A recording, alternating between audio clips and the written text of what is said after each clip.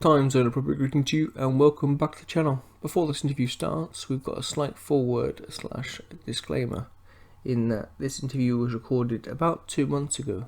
As soon as I found out about the project, I contacted Luke and we talked. But since then, he's teamed up with a publisher called Everything Epic, and his project's grown and grown and grown, so he's wanted me to add this.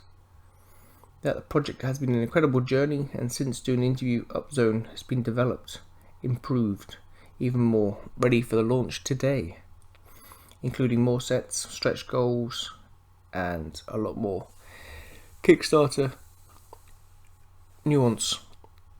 So there's a link directly below. It is the 10th of November and 2020, and it's now live.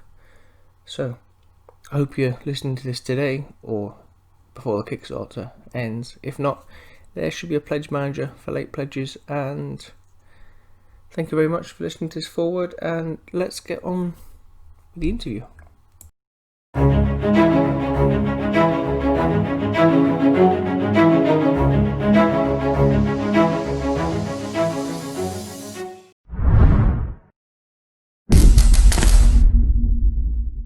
Time zone appropriate greeting to you and welcome back to the channel. Today's interview is Luke from Upzone, a unique and beautiful terrain system which I found through Facebook and should be launching on Kickstarter very soon. Welcome, Luke. Hello. Thanks for joining us today for this interview series in which I want to ask two sections of questions. A is about yourself and B is about the amazing Kickstarter which you're sorting out. Well, thanks very much for having me. This is amazing. I've never expected this sort of reaction, so it's fantastic to be here. So people get to know you. How did you get into the hobby of tabletop wargaming? Well, I originally got into this hobby because when I was back as a teenager, I used to build quite a lot of Airfix models. And I really got into building Airfix models, but I mean, if you ever put an Airfix model together, when you've put together a few, they're all the same, you snap the sides and then the wings together and then done. So I was at a hobby store and I saw I think it was a Games Workshop, starter set, paint 3 Space Marines, and I bought that, and then that was it.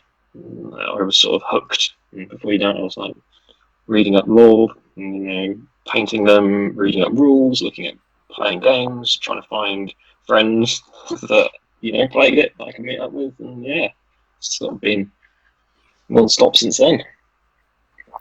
What type of hobbyist are you? A painter, collector, gamer, or a bit of a mix? I'm a bit of a mix, really. I'd never say previously that I was a gamer. I was always really interested in the painting and collecting. And I just loved, reading the books and listening to the audiobooks and all that sort of stuff. And then, I really loved meeting up with mates and just playing some sort of casual games as well. So it's kind of an all-rounder. I was really super. I really wanted to at the start of this year get into like some more hardcore gaming. So I sort of got back into the hobby in around Christmas, and I was like, right. This year, I'm going to go to a ton of events. I'm going to buy the tickets, and I'm going to become a hardcore Warhammer gamer. And then that didn't happen for obvious reasons, I guess. Yeah, COVID. Yeah. What game systems do you play? Are you simply a one-person system, or have you mixed it up a bit? So, I mean, predominantly, basically exclusively at the moment, I'm playing Warhammer 40k. And that's what I was also into, but I also then had a couple of fantasy armies, and I was playing quite a bit of Warhammer Fantasy before, the apocalypse that Games Workshop bestowed upon the world. But then after that, I also did spend a couple of years playing a lot of X-Wing. I don't know if you're familiar with that, Star Wars X-Wing game. Great game. That was so good, and that's really what motivated me to start looking into doing some competitive Warhammer, because the competitive scene for X-Wing was just amazing. I loved going out there and just playing a ton of games with it. But yeah, mostly 40k for sure. That's where my passion is. That's not that I really want to be in that universe, but. What advice would you give someone just starting out in the hobby, or maybe your younger self, now you've been involved for a while? I mean, I'd certainly, for anyone starting out, I would definitely tell them to read some books and, really take a deep jump into the sort of the stories and the universe, because it's just so cool. I just love it. It's ridiculous and awesome, and there's nothing quite like it. Certainly, advice for my younger self, I would have said, look at some painting tutorials, for goodness sake. Like immediately, right now, just stop what you're doing, stop faffing about with that like CAC paintbrush, and just look at some painting tutorials right now. Have you got a top 3 books which you recommend people? I mean, if you include audio books. Yeah. Okay, so I mean, the one that I tell anyone that's sort of looking to start out would definitely be the Eisenhorn trilogy. I think that's a fairly established as a good entry point, Cool. and my personal favourite. I mean, I love Inquisitors. That's my jam. But yeah, definitely the Eisenhorn trilogy would be a great starting point. And then you could do the Ravener trilogy as well after that. But definitely the Eisenhorn one. Obviously the Horus Heresy books are amazing, but I mean they've got some ups and downs. But I can't remember what the first one is, but definitely that first 3. That sort of introduces a great introduction to sort of the history of Warhammer. Is it Galaxy in Flames or Horus Rising? Horus Rising, and then the other 2. Yeah, that first 3 again. That's a fantastic entry point.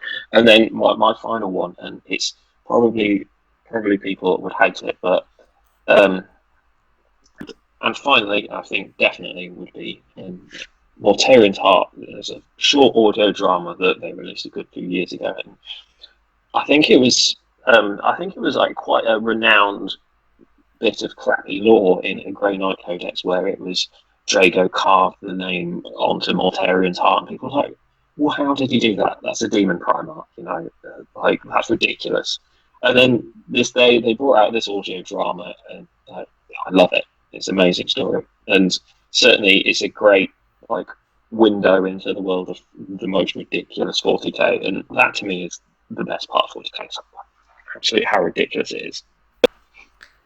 Have you ever had an extended period out of the hobby? I mean, I've been in and out of the hobby since I joined. To be honest, I wouldn't ever say that I've consistently played 40k since being a teenager. So, I sort of stopped doing it when I went to uni, just because I was a student.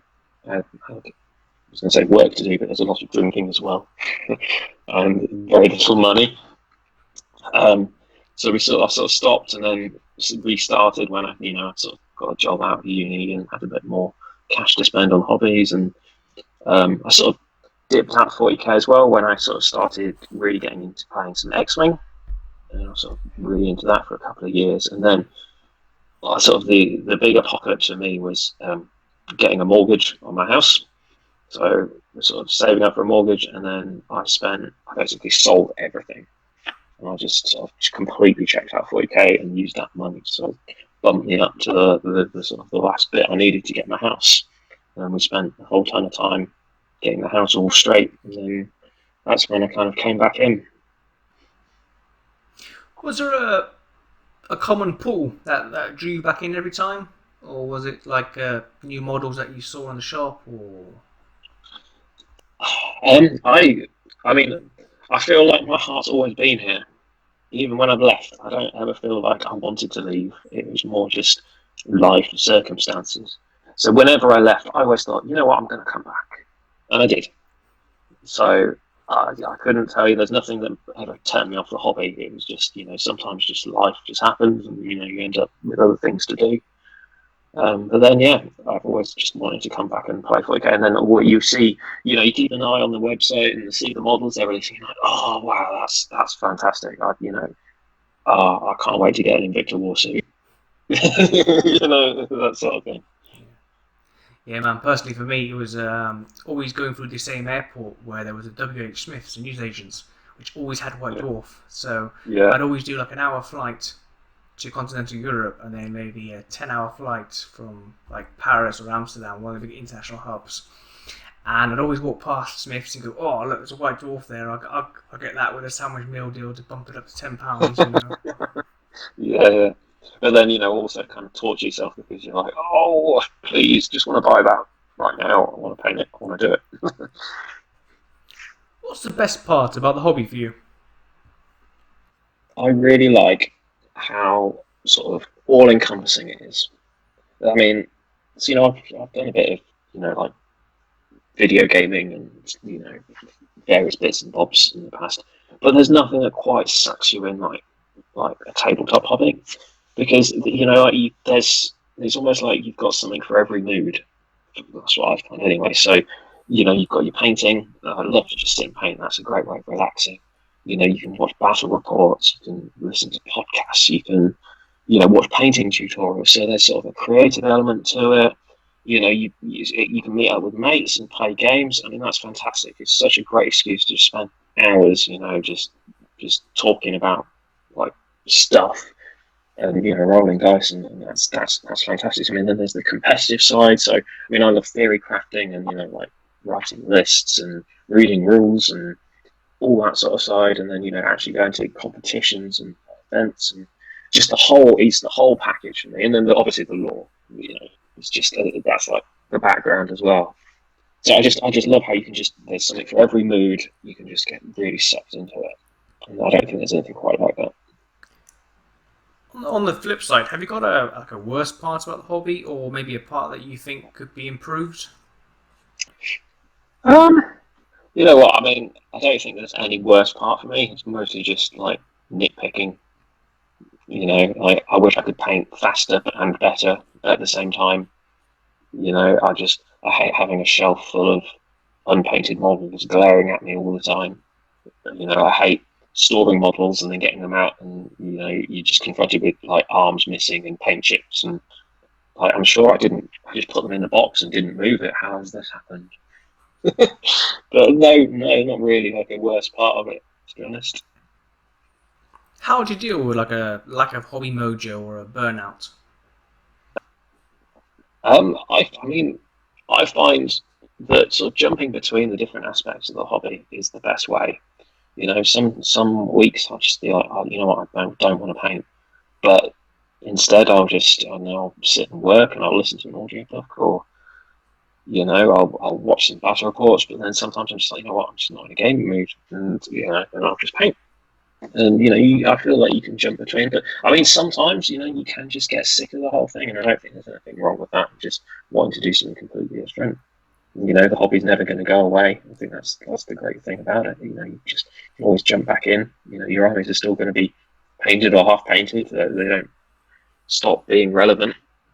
The rules will change, but the models will stay the same, and they'll always be useful. So I think that's really great about it.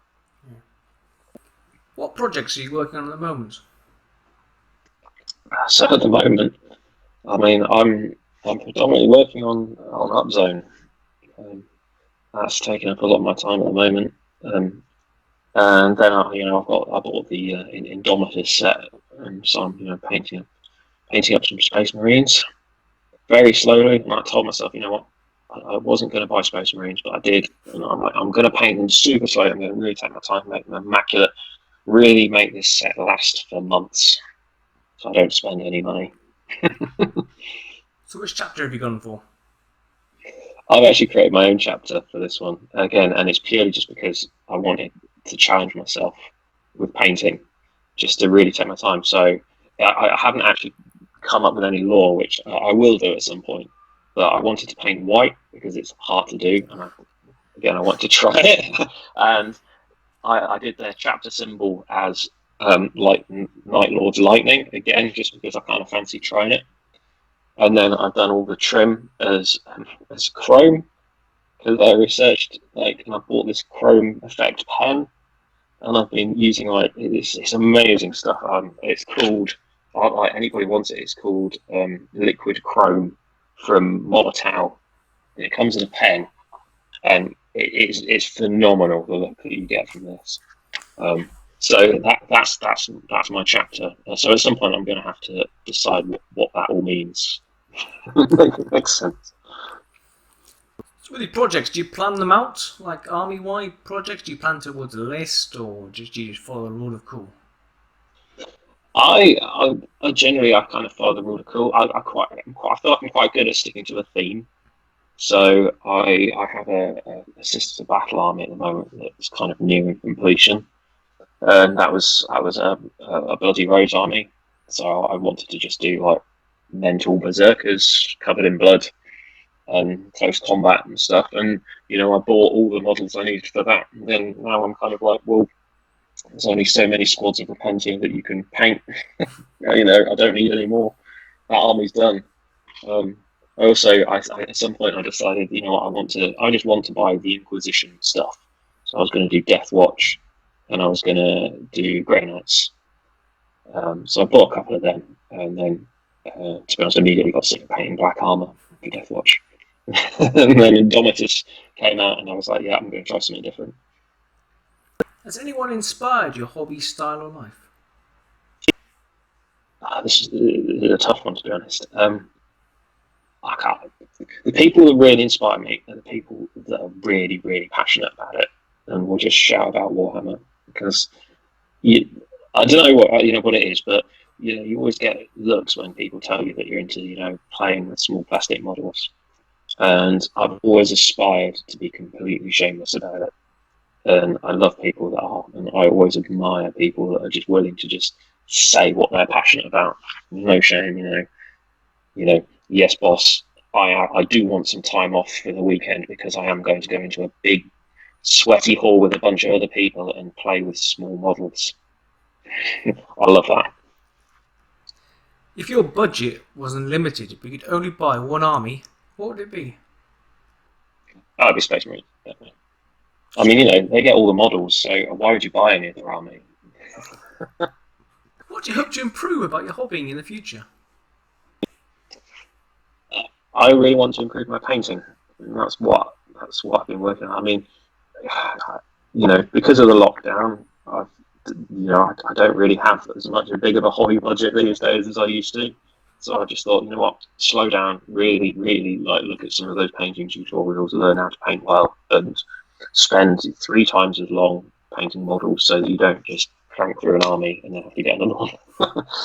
And that's really what I wanted to improve on. And just, white armor is great. It's a great excuse to buy less models because it takes so long to paint.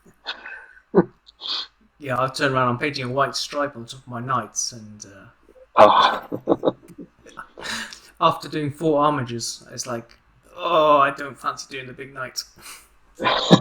Yeah, really test how steady that hand is. Yeah. Masking tape for the win. Okay, brilliant, Luke. That's the end of part A. We're going to take a little break from the questions, and we're going to play the video, which first drew me in towards your Kickstarter. So, roll the video. Pop-up wargaming terrain. Have a full 60-inch by 44-inch board set up in seconds. Upzone is a new approach to wargaming terrain, designed from the ground up to be compact, easy to set up and cost effective. Traditional boards and terrain can take a lot of room and also be time consuming to paint, build and set up. Upzone is a fully photoreal printed set of terrain that pops up from the modular boards. Upzone is made from 8 game boards, each with a terrain feature on that can be arranged to form a full 44-inch by 60-inch gaming area. Made entirely from durable laminated boards and card, the terrain can hold the weight of your models while still being able to fold completely flat and shake off normal gaming wear and tear. It's perfect if you don't have huge dedicated gaming spaces, limited hobby budgets, or enough time to build, paint and set up such a huge amount of scenery. It folds flat and packs neatly away into a single box. Each building is designed with a simple optional latch that strengthens and tightens each structure. Everything you see here comes as a single complete set, No fuss, nothing else needed. Start gaming the minute after you open the box. Back us on Kickstarter now and help us bring the full Upzone set to your gaming tables.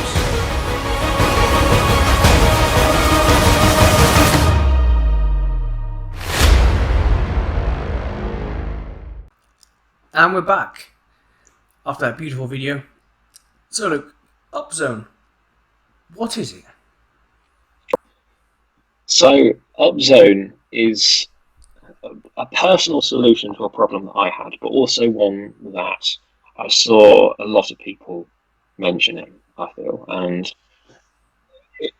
it's the reaction I've had from it so far is fantastic. I never thought people would really like it, to be honest, because at the end of the day, it's pop-up terrain. You know, you get a pop-up book and it's pop-up terrain. I mean, as you saw in the video. But when I was sort of coming up with the idea, it just seemed to solve so many issues that I had. Because personally, I did have a full board with terrain, and painting it was like the biggest chore ever. And like took a ton of paint, took a ton of time to have done. I don't think I ever even finished painting all the buildings. I just got so bored with it. Because to me, I mean, personally, so I know some people really love doing terrain, but it was just, I enjoyed the models much more than doing that. So, and then, you chuck it in a box because there's not really an easy way to store it, especially when you're customizing all the terrain pieces. You have to just kind of ram it into these boxes to get it to fit. And then every time you take it out, another bit's fallen off, or you've got a chunk missing, and you have to get it all set up. And then I had these great big unwieldy MDF boards that I had to put on my dining room table. So all of that, it made sense in my head to have something that's just a lot more simple and hopefully cost effective for people as well. So how did the original design come about? So the original design, I mean, it's hard to put my finger on it, but I feel like it was actually probably just reading my daughter a pop-up book.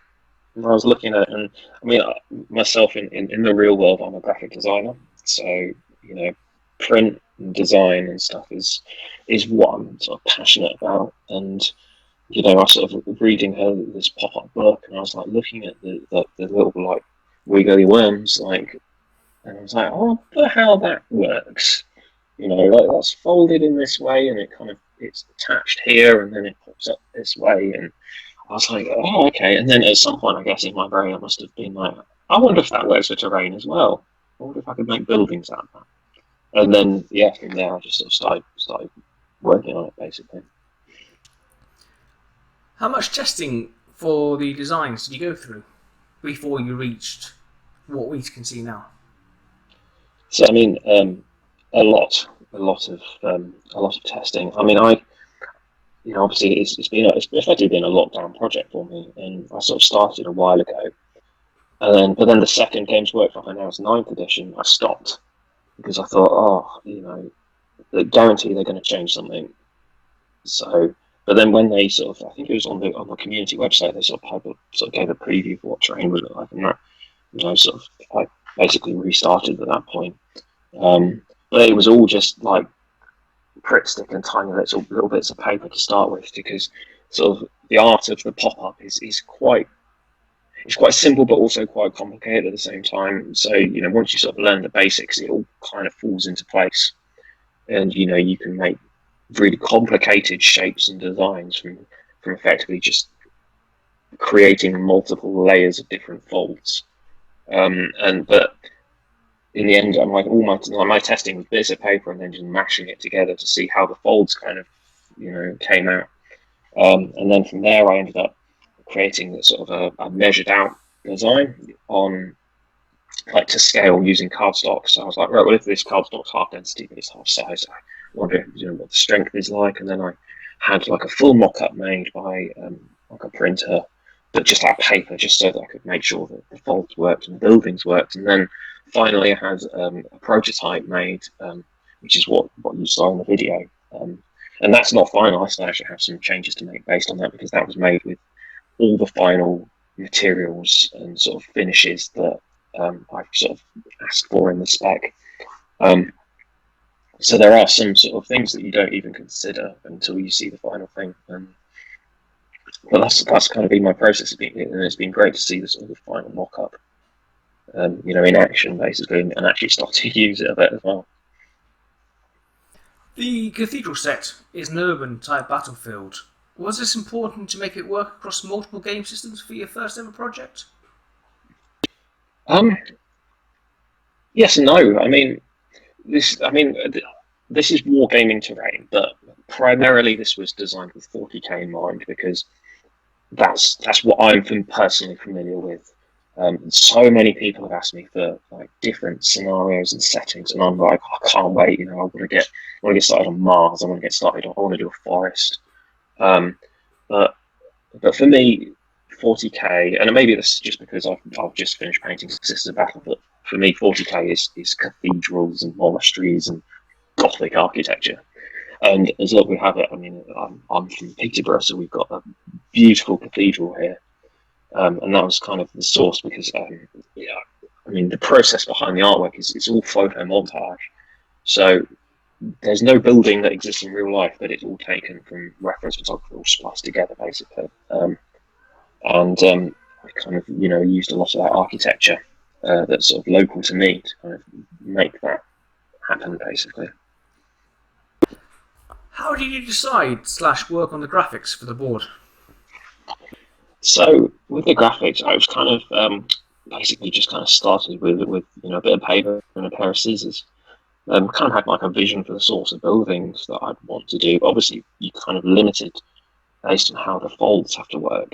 It's kind of the whole thing is kind of a balancing act between, making the structures support weight and also be interesting to look at, and the way that they, the sort of the complexity of them as well. Because obviously, a big part of this project is kind of keeping costs down and keeping things simple because it's, I want it to be very accessible.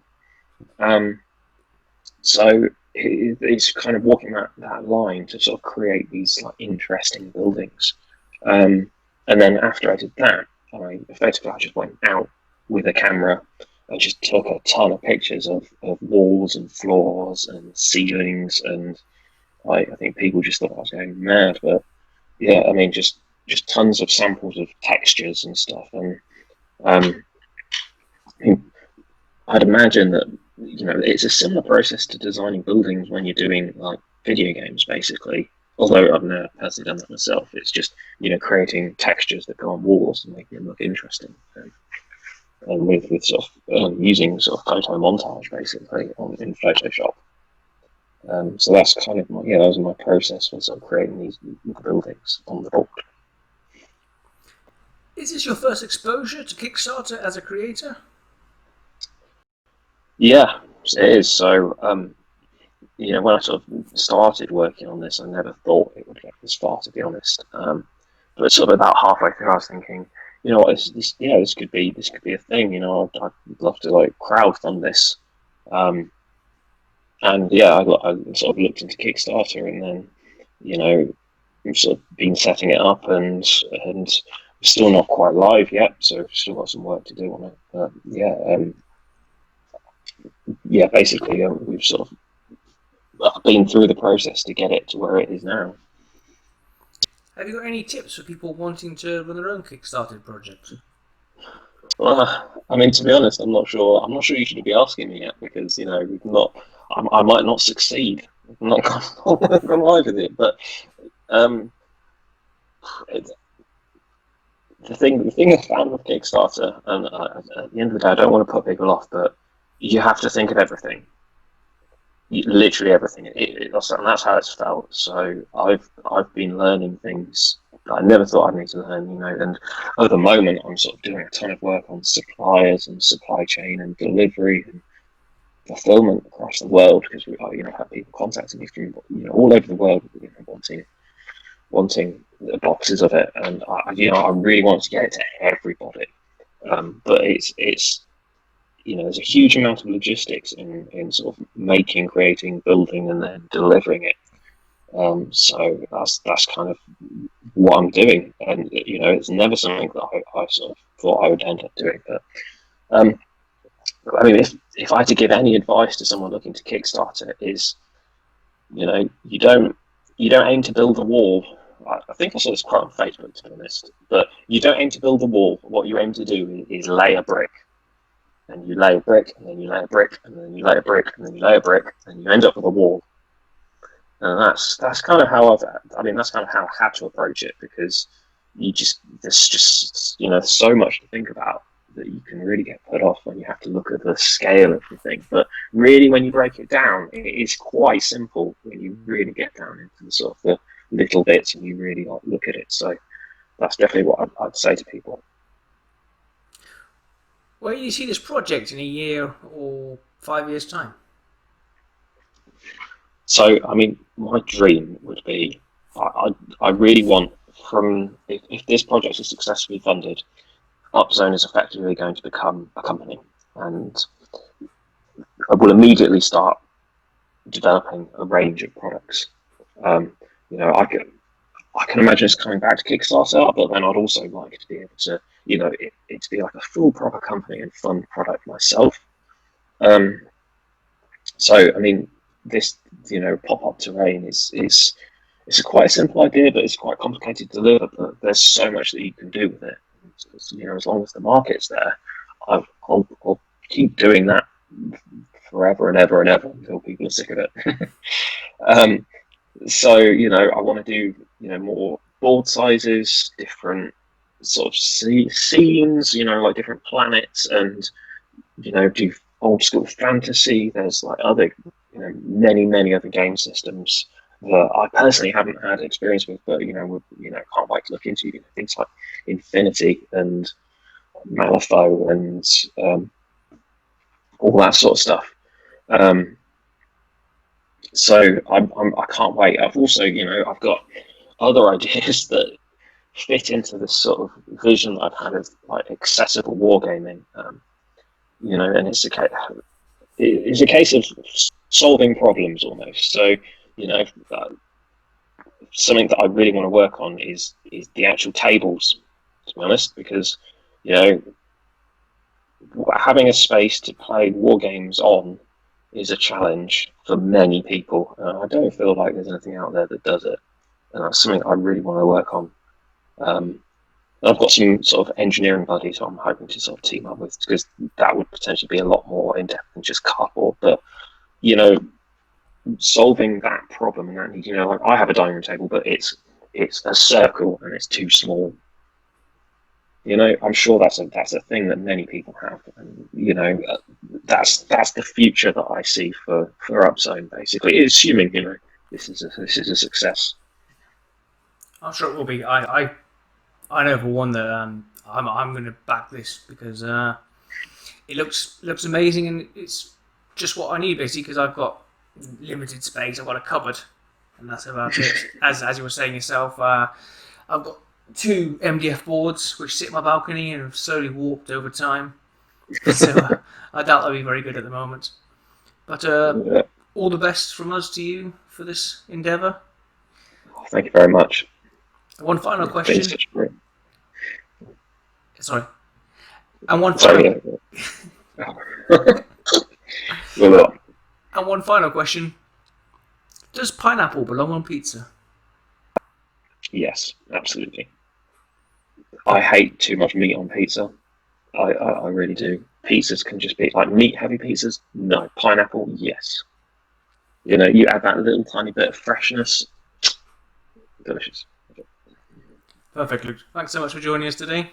And all the links are in the description below. I don't know why I'm pointing, because you can't see me. Thanks very much for having me. It's been amazing.